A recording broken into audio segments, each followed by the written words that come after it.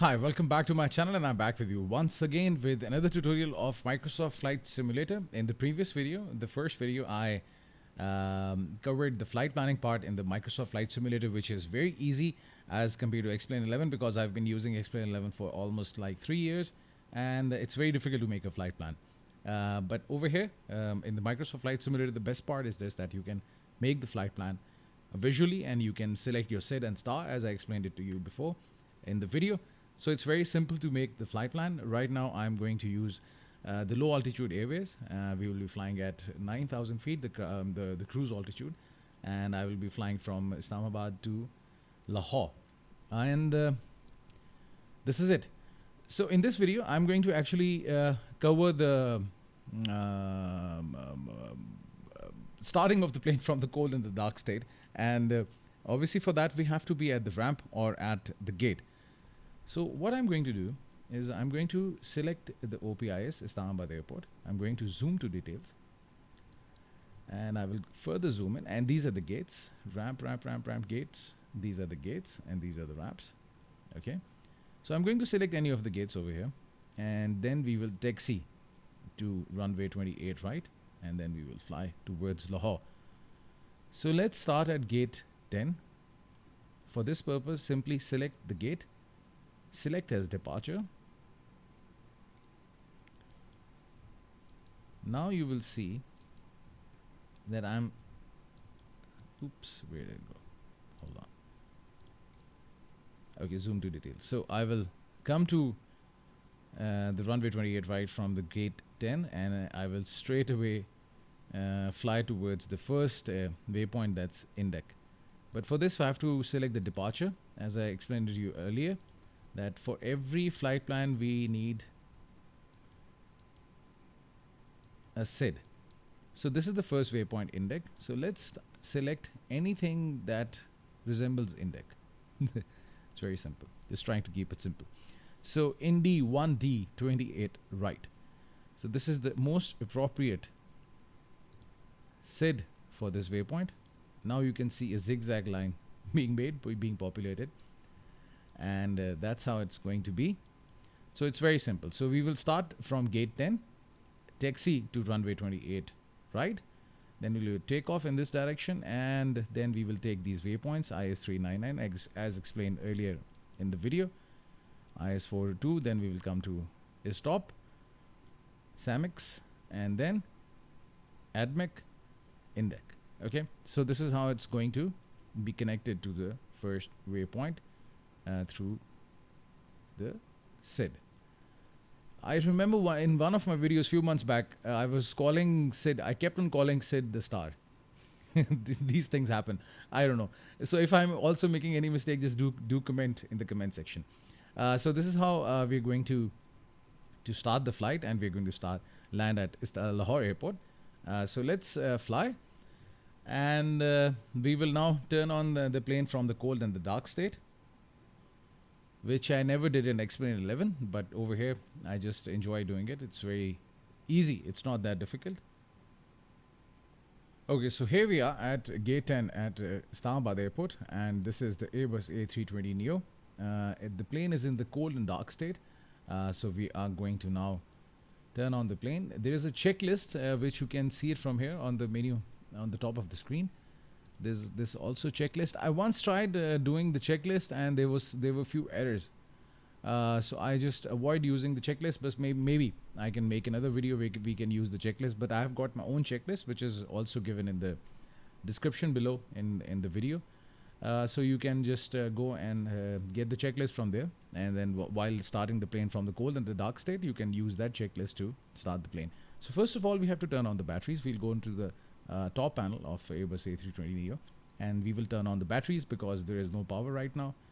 You can see everything is off, so we will turn on the batteries. This is turn on battery master 1, turn battery master 2 on. So 1 and 2. Now you can see that the electricals are now running, and we can now interact with the plane. Okay, so this is the first part. Now the second part is external power. So once the plane is on the ground and the engines are not in the running position, the plane relies heavily on the external power to start actually. So we are going to now actually start turn on the external power. So here's the external power. You can hear the sound. Let's look at the plane from outside. Okay. Actually, the scenery is really good. The Islamabad airport actually looks like this. And there are mountains over here. But obviously the terminal is not like this. I think they don't have the proper design for the Islamabad airport in the Microsoft Flight Simulator, but maybe later with some add-ons we can have the real feel of the Islamabad airport. So let's get back into the cockpit. And now external power is on. Now what we'll do is this. We will turn on the pumps, turn on left one pumps for the engine 1, for the APU. APU is auxiliary power unit.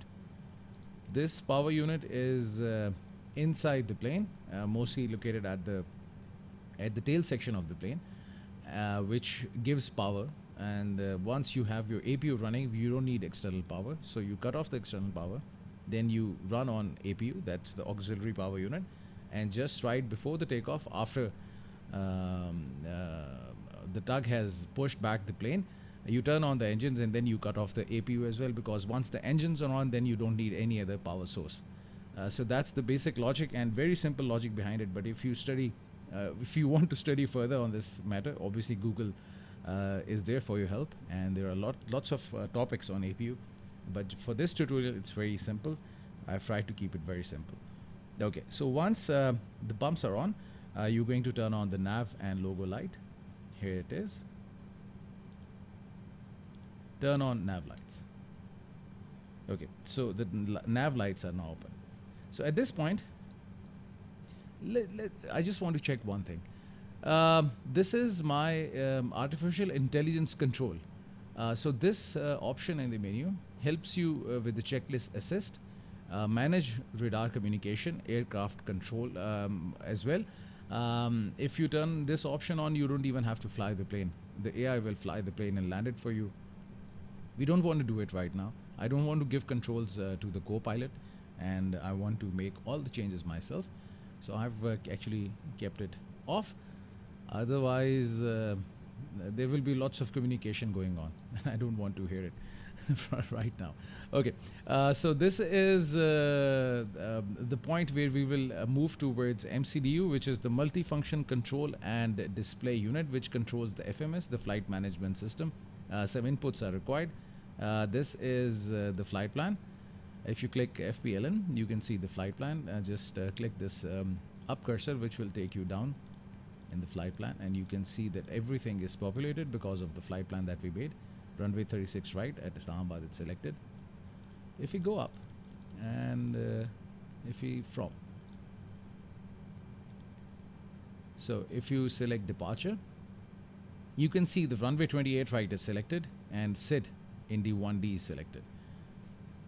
One interesting point: if in the flight planning phase, in the main menu, if you haven't selected the runway and the SID, you can do it right now over here, and your flight plan will be populated. Transitions are not here, but if a transition is required, then you have to put in the transition. As far as I remember, transitions are required in US. I was once trying to fly a plane from San Francisco to Los Angeles, and over there transitions were required. That I think in Pakistan transitions are not required. So I think, and for any Pakistan flight, I've never used any transition. So let's go back, and destination, if you select OPLA 36 right, Lahore 36 right arrival, that's there. ILS 36 right. Via, this is if you are flying via any other waypoint, then you will update this. Otherwise, star is there. If these options are not there, then you can make the selection yourself. Let's try doing that. So if I select departure, so I can select the runway. Over here you can see the runway length, 3,664 meters, and the course is 280 degrees. That's why it's known as the 28 right. 28 of this initial two digits, 28, and as it's on the right side of the airport, that's why it's right. So if I select 28 right, and then I can select the waypoint in the 1D. That's it, and insert. And now again the same thing will happen. You will have 28 right as Indy 1D. So if in the initial phase you haven't selected the departure and the arrival, you can select it from here. So let's get back to the flight plan. That's it. This is the progress. We don't need it. By the way, this point bright and dim, so you can just change the brightness and of the screen. Okay, so this is in it. If you haven't made your flight plan in the beginning, then there are a few things which you would be entering over here. But as we have everything populated, we don't have to worry about anything. There is no company route available right now. If you have a flight plan already in the database, you can use the company route. This is the alternate route. We are not using any alternate route for this flight, so that's why this is none. Flight number is 1123. I always do my initials, AA Atif Ahmed 123. I love doing that. So the flight number is AA123. Latitude, longitude is given. Cost index. Okay, cost index is nothing to do with the flight simulation right now, but just for your information, cost index is a number that's from 1 to 100. 1 is the lowest, obviously, and 100 is the highest. I'm trying to keep it very simple, trying to explain to you guys in a very simple manner. So the smaller the number, the highest is the lowest is the efficiency of the fuel. So the range is actually reduced and the speed is increased. And if you go into the higher number, the range is increased and the speed is decreased. So because if you're flying at a low speed, less fuel is burned, and if you're flying at a high speed, more fuel is burned.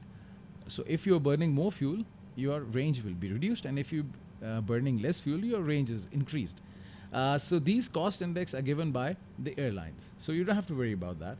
If you are flying for an airline, then they will tell you what is the cost index. But mostly in the flight simulators, wherever I've seen the videos, the people flying, they always use 30 or 33, so I'm using a 30 cost index. Nothing else. Flight level is 110. That's 11,000. So flight levels are always given like this, FL110. If your flight level is above 10,000, then you use the term flight level FL110. So here it is. And the outside temperature will be -7 degrees. Okay. I've checked the performance though. We were in it. Okay. So this is in it. And if you press this left cursor, init B, this will give you the calculation of the fuel. I'll also again here try to keep it very simple for you guys. The first option is taxi.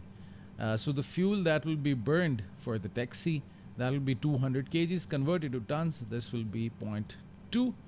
Enter it. So for taxi, 200 kg fuel will be required. This is the trip and time. You cannot change that. There are few options which you cannot change that over here in this option. But over here, the few things that we will change. This is the zero flight weight, zero fuel weight, not zero flight weight. Zero fuel weight is 50.2. When there is no fuel in the plane, then what's the weight of the plane? And the zero fuel weight center of gravity. Okay. If let's see if we can see the center of gravity over here. If I click this option, fuel. Okay. Now you can see this option. Initially, while making the flight plan, you can also select the fuel in the initial screen of the Microsoft Flight Simulator, the one that we were seeing in the beginning of the video as well, and the previous tutorial as well for the flight planning. You will see that you can adjust the fuel for the flight and plus the payload. Over here, over there in that screen, on the right side, the center of gravity comes of the plane. So you can enter the center of gravity. Roughly, it's 20. So for this video, for this purpose, I'm just going to enter the center of gravity. No, zero fuel weight was 50.6. Let's use this, and the center of gravity is 20. Okay. So block is actually the total fuel that you're carrying. That's 10.6. And yes, so you can see the fuel is 10,637. So this is the fuel that you will be taking. That's the block. This will go over here. Takeoff weight and landing weight. Now for this purpose, I have opened sim brief. It's very easy. I'll just take 2 minutes OPIS and explain it to you. It's very easy to understand. OPLA. Okay, and select Airbus A320. So this is the departure airport OPIS, OPLA, and here it is. Extra fuel. Are we carrying any extra fuel? Let's say I am carrying 3 tons. That's 3,000 kgs. Pounds. Oops. 3,000 pounds. Kgs, pounds. I always get confused with this. So this is in pounds. One thing simply, if you're not comfortable in conversions, that's what I do. I do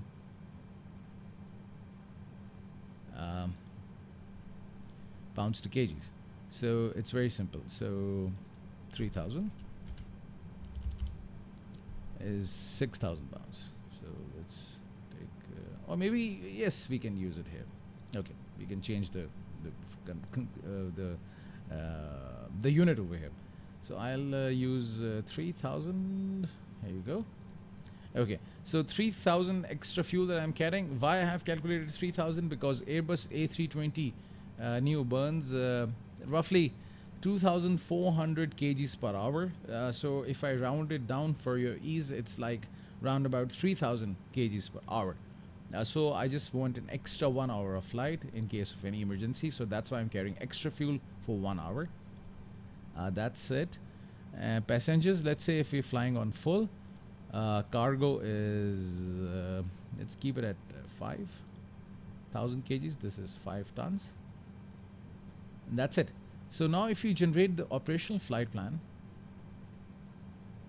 these are the very rough calculations I'm doing. I'm not going into the details because obviously if you're watching this video, it means you're new to the flight simulation, and plus you are not so much comfortable with everything. So the main purpose is just to get you familiarized with the flight planning process with MCDU, and then you can learn things on your own. But just to give you an example, if you want to actually go and look at this information and want to enter into the FMS, then how are you going to do it? So zero fuel weight is 59332. The takeoff weight is the estimate. There are two, maximum and estimated. So maximum is 78,000. Right now, estimated is 67,000. The information that I entered into the what you can say, the sim brief option. So it should be 50 point. It should be like round about 78. Sorry, 67, not 58. So we'll enter. Sorry, it's clear. Whoops, drop things. Okay, 78. Sorry, 67. Why keep on reading 67? So let's say round it down. 67.0 / center of gravity is 20. So this is the block is 10.6. Let's go to the fuel and check it. Okay, so that's it. And the takeoff weight is no, zero fuel weight was 59. What I'm doing? I'm always getting confused. 59.0/20. Don't mind that. And don't give me any negative comments for this mistake. Okay, so takeoff weight is 67.7 / and landing weight will be 66,000. So the difference between the takeoff weight and the landing weight is the difference of the fuel burn. So this is it. So you can now enter the takeoff weight and the landing weight, and that's it. So you have your performance. This is your V1, VR, and V2. These are the 3 speeds. V1 is basically the speed during the takeoff, which is known as the speed at which there is no point of return. So if you reach 150 nautical miles, it means you cannot then return back, and you have to take off, and there are certain procedures, emergency procedures that you have to perform. But if you're below 115, you can stop and till the end of the runway in case of any emergency. But V1 is the point of no return. VR is the point at V2 is the point where you pick up the nose of the plane, and VR is the point where you rotate the plane. Transition altitude is for the barometric pressure. It's barometric pressure. I will be covering this during the next videos in which I'll be flying on the autopilot. But over here is the barometric pressure. The airplane uses the barometric pressure to calculate the altitude. So the barometric pressure has to be properly entered so that the altitude is shown properly over here in on the flight display. So transition altitude is the altitude where the pilots go from standard to HPA or NHG. Okay, the different countries have got different procedures. So QNH and QEF. Pakistan, I think they use the QNH. So you can change the barometric. So if you're changing the barometric pressure, you can see the altimeter changing.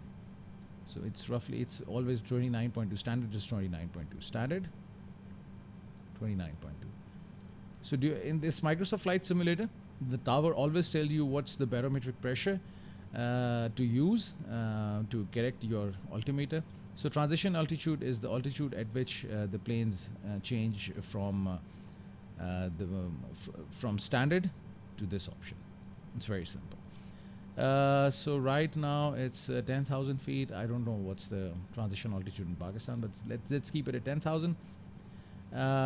This is thrust reduction and thrust acceleration, THR red and / ACC. Very simple. The planes take off at a at the full throttle, let's say at this point, toga. And once the plane is in the air, then the thrust is reduced, because you cannot keep on climbing and keep on flying the plane on full throttles, because this will damage the engines and obviously you will burn more fuel. So in Airbus A320, this is a very good sign over here, whereas you could not see it in Boeing 737 and X-Plane 11. This option, the climb thrust. So climb thrust is roughly 87% of the total power that's given to the engines. So this is like 100 and this is like 87%. So once you take off on full throttles, and then at certain point in time, you reduce your thrust to climb thrust. And this is actually the altitude at which you change from toga or the maximum thrust to climb thrust. Okay, so let's keep it at 1500 / 1500. I'm trying to actually keep it very simple, very easy for you guys. I'm not trying to create any complications in this tutorial, because I know that once I'm learning everything, it takes a lot of time to learn all these things and to perform. So just trying to keep it simple, trying to keep it easy. But obviously Google is there for your help if you want to know something extra about MCDUs and stuff. You can use that, but for this flight simulation purpose, I think this is more than enough for you. Flaps, let's keep them at 1. No, over here I have to enter the flaps information / up, which means the trim is up because I'm taking off. So during the takeoff, I will keep my flaps at 1, up, trim is up, and this is the trim ratio. Let's keep it at 0.4. Let's say, and here you go. So up 0.4. That's it. Flex to temperature. Another complicated thing. There is a very complex formula to calculate the flex to temp. But just for your information, what happens is this: that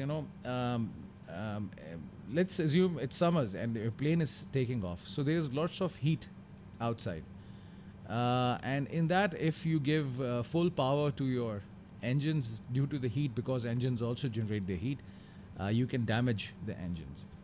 So flex to temperature, what you do is this: you basically guide your FMS that the temperature outside is higher than what it actually is. So let's say if the temperature is 40 degrees centigrade, you tell the FMS that it's 55 degrees centigrade. So what happens is this: that then the power given to the engine is reduced because if it's very hot outside, you don't give full power to your engines. So the engine's thrust is reduced so that there is no further wear and tear, and the engines perform accordingly. Flex to temperature, there's a formula. You can search over the internet and you can get the formula. But roughly, just for this tutorial, it's always roughly 15 to 16 degrees higher than the outside temperature. So let's say if the outside temperature right now is 40 degrees centigrade in Islamabad, we will keep it at 55 degrees. So now we are telling the system that the temperature outside is 55 degrees. It's very hot, and even if we're giving full power to the engines, the FMS, the flight management system, will give slightly less power to the engines as compared to the power that we have given, in order to decrease the wear and tear on the engines. That's what I've learned. I'm not a pilot. I'm not a very learned guy, but this is what I know about the flying. This is what I've learned. If you want to further learn it, obviously more sources are there, and obviously I'm also in the process of learning stuff, and hopefully I'll try to do better things for you in the future. But for now, this is it. Now RadNav, this is radio navigation. This is the course of the runway for the Karachi airport. So let's say the course is 250, because 25. Oh, sorry, I'm not landing in Karachi. I'm landing in Lahore. So the course of the that's the best part. Okay. Oops, it's not 350. It's 359 degrees. Let's clear it. 359.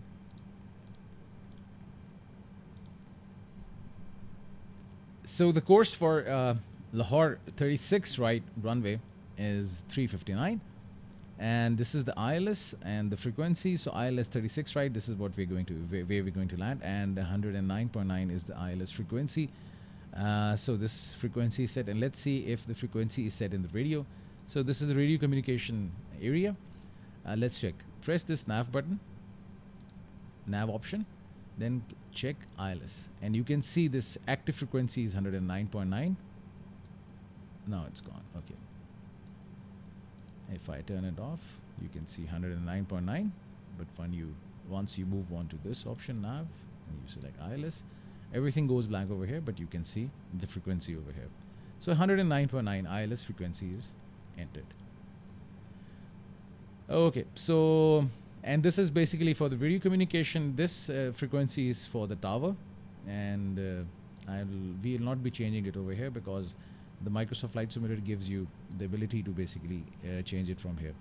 So no need to worry about this. Only you have to enter the squawk code over here. This is what I'll tell you in the moments to follow.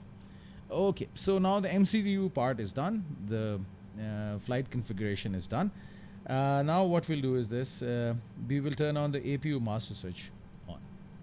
So over here, let's move. I don't use shortcuts to move around in the cockpit. I always get confused. Is it Shift B or Shift C or 6 or whatever? I manually do it. If you're getting irritated, I'm sorry for that. Okay, so master switch on, start. I love doing this. Just love the sound of the clicks. Okay, so now we will wait for the APU to start. Once the APU starts, this light will turn green. Let's wait for that. You can hear the sound. You can hear the APU starting.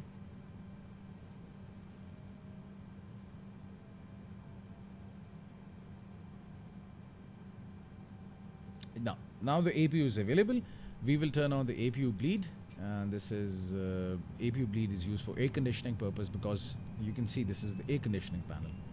This panel you can change the air conditioning.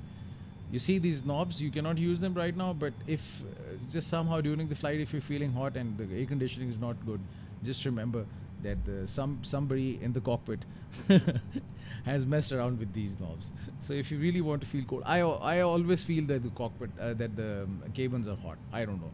Mostly the people feel cold, but I don't.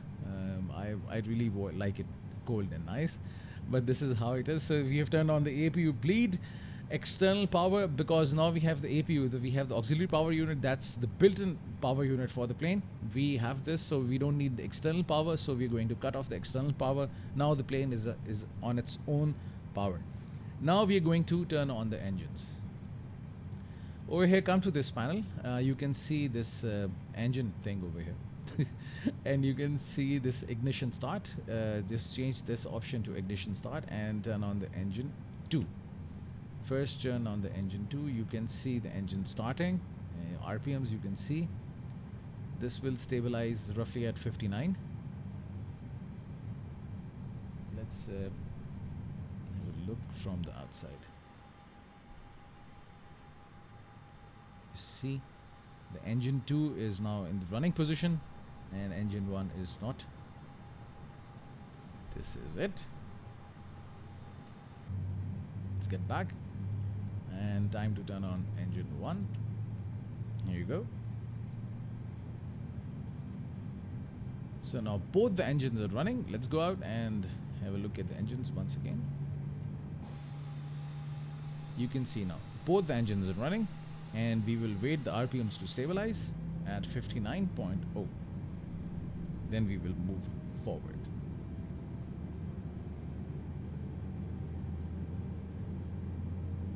It stabilizes 60.2.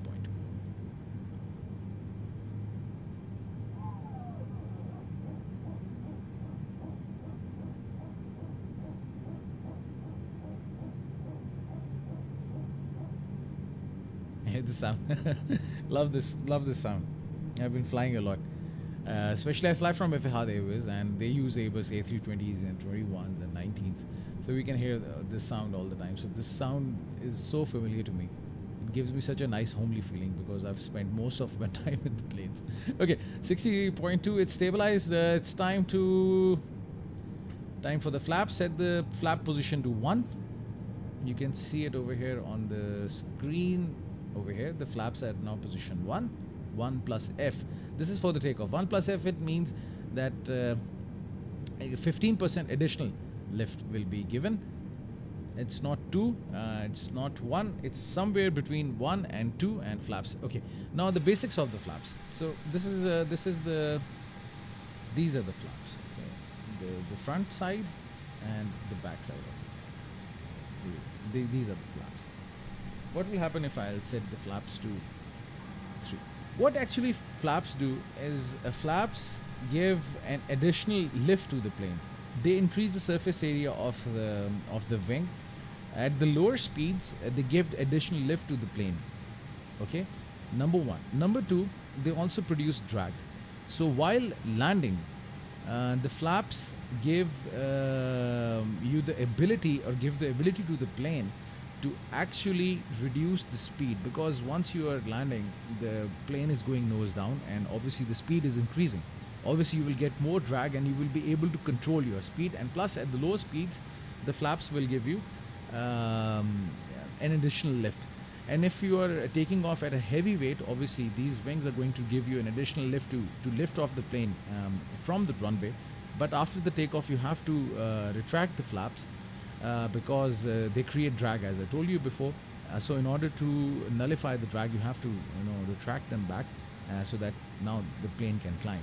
So let's move to the flaps to the position 1. This was just to tell you.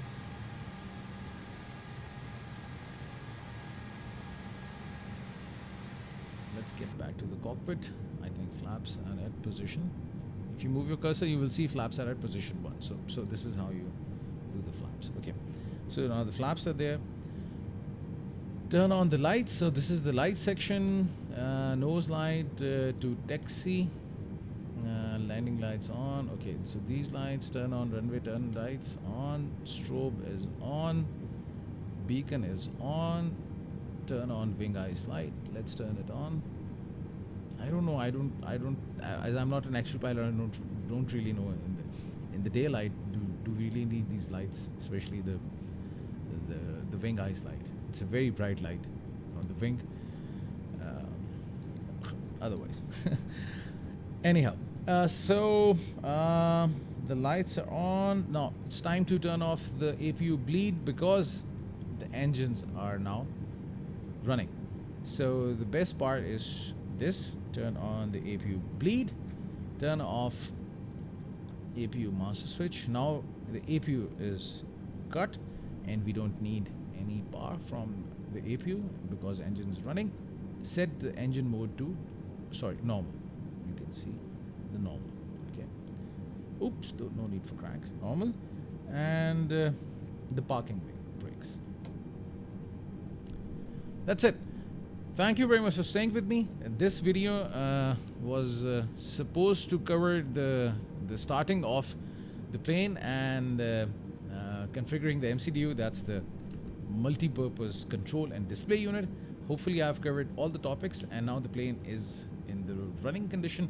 In the next video, the third video, I'm going to cover the pushback and the taxi, and then in the coming videos, obviously the takeoff, the autopilot, and the landing on ILS. Thank you very much for staying with me. Hopefully this video was useful for you. I'm also in the learning phase, and you guys are also learning. If there's any mistake, just let me know nicely and I will try to cover it up in the next videos. Thank you very much for staying with me. And one thing before I go, this video is totally for the simulation purpose, not to be used for the real life. Thank you once again for staying with me.